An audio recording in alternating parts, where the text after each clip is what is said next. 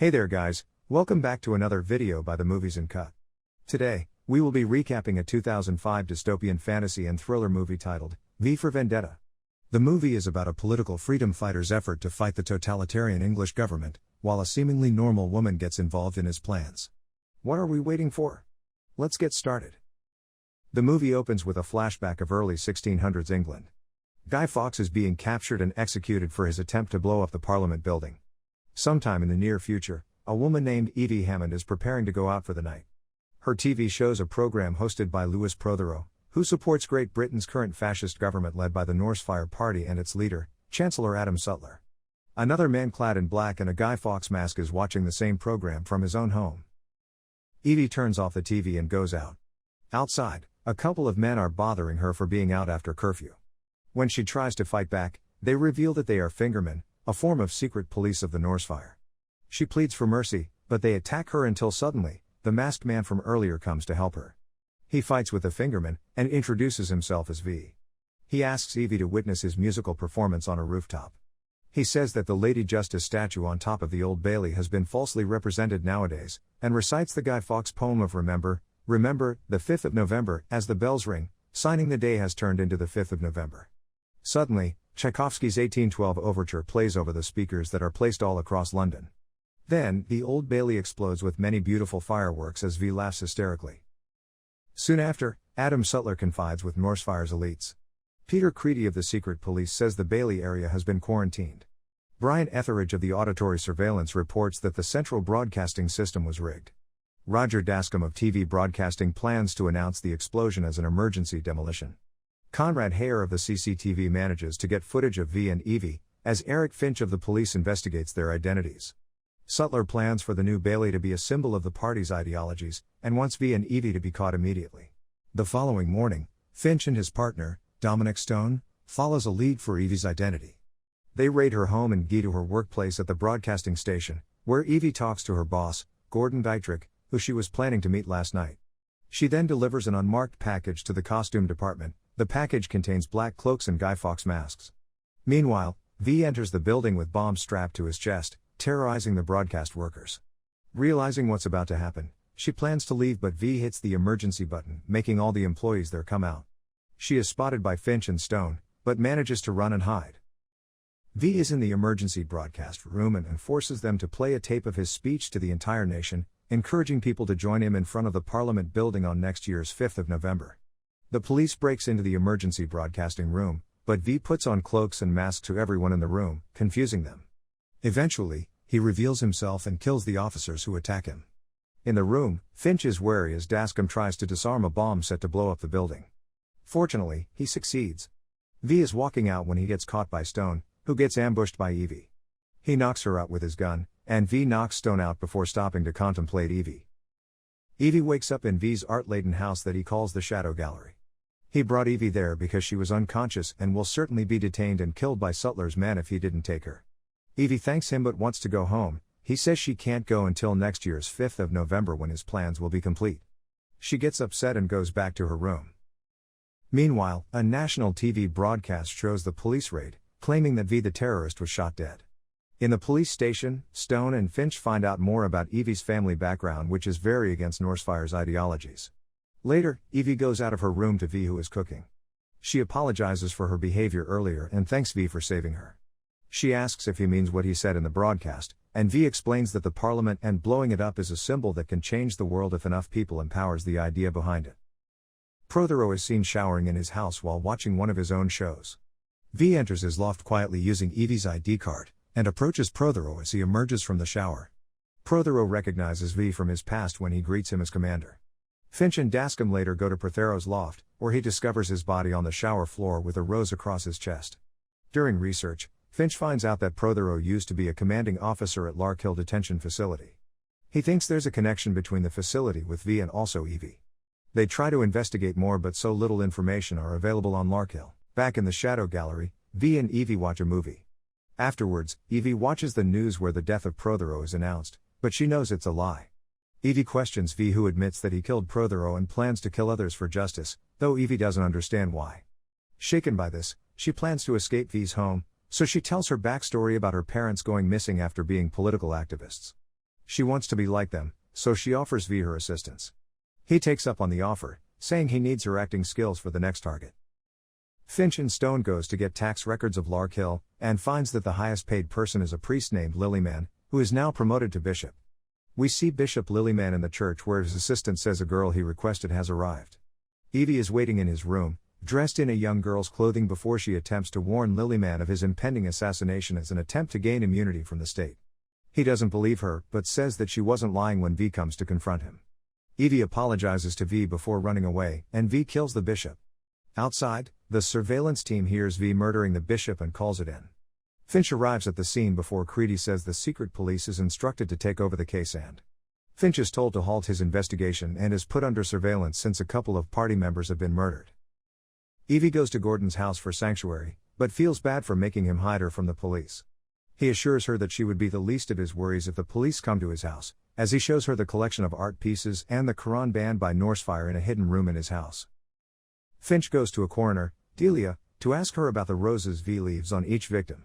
He then continues his investigation on Lark Hill with Stone, finding out that V had killed everyone who worked there except for a Dr. Diana Stanton. It seems that she changed her name, but they find out that she is actually Delia, the coroner. They rush to her house, where she is getting a journal out of a safe and waits for V to come kill her. When she notices V in her room, she says that she's sorry for her actions and is glad that he's going to kill her. V accepts her apology and gives her a rose, saying that he already injected her with poison that will kill her painlessly. Finch and Stone arrives to a peacefully deceased Delia, and Finch grabs her journal. He inquires about it with the Chancellor, who tells him not to mention the contents of the journal to anyone as it will be considered as treason. We see a flashback from Delia's journal, stating that Lark Hill was a lab to test for a viral biological weapon on political prisoners. Most of the subjects die, but one subject that is kept in room 5 or V, seems to be immune and instead shows sign of increased physical abilities. One day, he blows up the facility to escape. Finch, who has read the journal, does research on the incident in St. Mary's School where thousands were killed by a mysterious virus. He inquires about it with Stone, saying that what if their own government did the biological attack and not some political terrorists. One night, Evie shares an evening with Gordon watching the premiere of an uncensored show he wrote which criticizes Chancellor Sutler by implying that he is V himself. The audience seem to laugh and enjoy the show, while the real Sutler breaks his glass in anger. While Evie is worried that Gordon will be punished for making the show, he is optimistic and tells her not to worry. However, that night, Evie awakes to Gordon rushing into her room and telling her to hide, before he is attacked and taken by Creedy and the Fingerman. Evie runs away by climbing down the window, but a man catches her. She wakes up in an interrogation facility, a shadowed man telling her that she will be executed unless she tells her about V's whereabouts. When she can't answer, they process her, shaving her head and putting her in an isolated cell. She spends days in the cell until she finds a hole in the wall with a note inside of it. It tells a story of Valerie, who was born in 1985. She describes her early life before Norsefire, how she was a lesbian that had met the love of her life, Ruth, while acting in a movie. As the interrogators torture Evie for information, she finds solace in Valerie's story. Valerie and Ruth spent a few happy years together, until America's war escalated and Norsefire came into power. Suddenly, being different is forbidden again, and they started arresting gay couples, including Ruth. Eventually, Valerie is also captured and we find out she was taken to Lark Hill, but she decides to write the story to retain her hope and spirit. Inspired by Valerie, Evie refuses to cooperate with the interrogator, even under the threat of execution. He tells her to just give them any information about V, but she refuses, saying she'd rather die.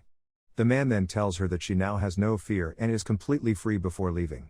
Confused, Evie leaves the room and finds out that she is in fact in the shadow gallery.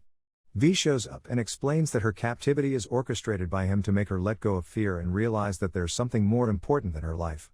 Evie gets angry before collapsing to the ground, V catching her and asking her to remember every bad thing that has happened to her family because of Norsefire, and to recall that feeling she had when she was ready to face death. Evie begs to go outside, so V takes her to the rooftop where she steps out under the rain, laughing in a moment of pure release. Afterwards, Evie tells V that she can't stay with him anymore and will return to the outside world.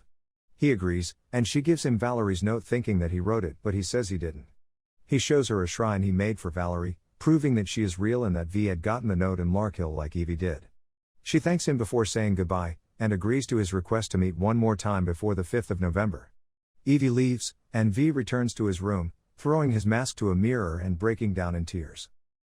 At another meeting with the Northfire elites, Sutler reminds them of their failure in catching V, especially for Creedy. He issues harsher surveillance on civilians who still believe that the terrorist is still alive, while trying to predict and prevent ways for V to attack the Parliament building. He also plans to redirect the public's mind by feeding them fear-mongering news throughout the month nearing the attack. Stone finds information about 3 missing fingermen after the St. Mary's incident. Finch sees a familiar name, and sees that a man named William Rookwood had contacted him to give the truth about the incident.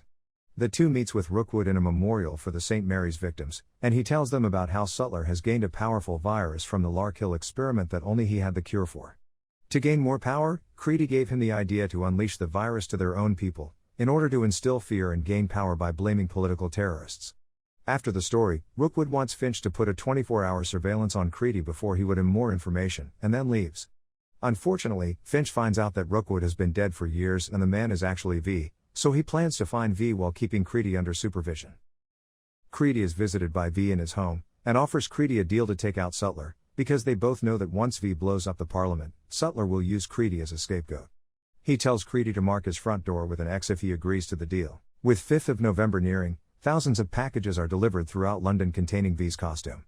People are starting to wear it in public to support V but also to cause chaos within the city, which is what V wanted. Sutler wants everyone who wears the costume to be arrested. Finch tells Stone that when he went to Lark Hill, it feels like he knows that everything that has happened and will happen is all connected to V's plan, and within the chaos, someone will do something stupid and V would only need to keep his promise to blow out the Parliament. We see this happening when a fingerman shoots a little girl wearing the costume, and the people gets angry at him and starts a huge riot in London against the government, which Sutler retaliates using violence. In another Norsefire meeting, Sutler blames everything on Creedy and wants him to resign, so he decides to agree to V's plan and writes an X on his door. The night before the 5th of November comes, V finds Evie playing music in the shadow gallery. V says he wants to give her a gift, but he wants them to dance before he reveals it, so they do. Evie wants to see his face, but he refuses, saying that his face is not a representation of who he is. He then leads her to his gift, which turns out to be a train filled with bombs to blow out the Parliament. He tells her that he's giving her everything he owns, including the train and the decision to bomb the Parliament or not. He goes to meet his fate, but Evie wants him to stay and kisses him. V solemnly refuses her request and goes down the tunnel.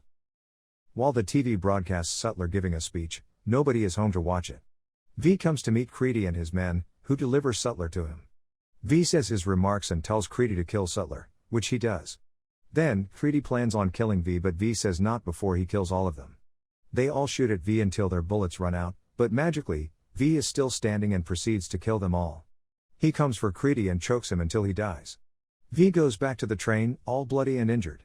Evie cradles him and says that she doesn't want him to die, which he says is the best gift she could ever give him, and dies in her arms. Meanwhile in the streets near Parliament, many armed men stand guard while hundreds of people in robes and masks approach. Because they got no response from anyone in Norsefire, they decide to stand down and let the people walk over them to the Parliament. Thousands more join as they all walk the streets of London. In the tunnels, Finch finds Evie who had arranged V's body inside the train, waiting to pull the lever. He tells her to stop, but she refuses, saying that the country needs hope more than it needs a building right now. Hearing that, Finch lowers his gun and lets Evie pull the lever when midnight strikes. The train goes towards the Parliament, blowing it up in a huge spectacle. Everyone in the crowd opens their mask to witness it, while Evie and Finch watches from afar. She tells him that V represents the people of the country, including him and herself. That is all for today's movie recap. Thank you for watching. Be sure to like and subscribe to the channel to watch more videos like this, and tell us what movies should we recap next in the comments. See you next time.